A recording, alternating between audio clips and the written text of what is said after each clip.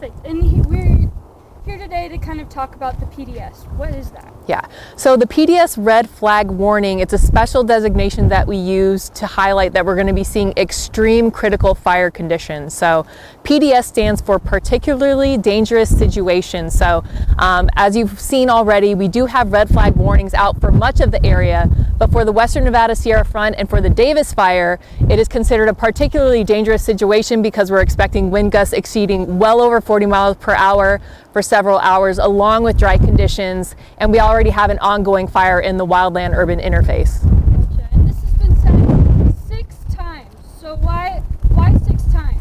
Yeah, so again, it's one of those special things that designations that we use only during extreme events. So when we are expecting the winds to be very extreme, for the fuels to be very dry, and for the conditions to be very dry, when we have all those things lining up, that's when we can alert our fire partners and the public that this is a very extreme event and a significant threat to life and property.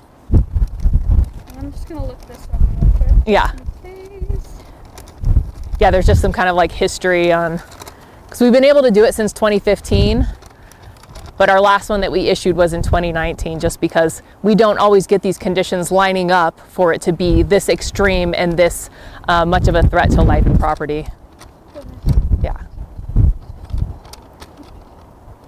So kind of explain the previous PDS's warnings, like what kind of stood out to them that they were basically a PDS? Yeah, so the other PDSs that we've issued in the past that are the red flag warnings, they've been during similarly concerning events where we've had these forecast winds. Typical red flag warning conditions are going to be winds to 30 miles per hour with dry conditions. But when we're seeing wind gusts approaching 50, 60 miles per hour over a long period of time for an area, that's when we're kind of using that designation of the particularly dangerous situation to really highlight that, hey, this isn't your typical red flag day, this is going to be an extreme critical fire condition type of day.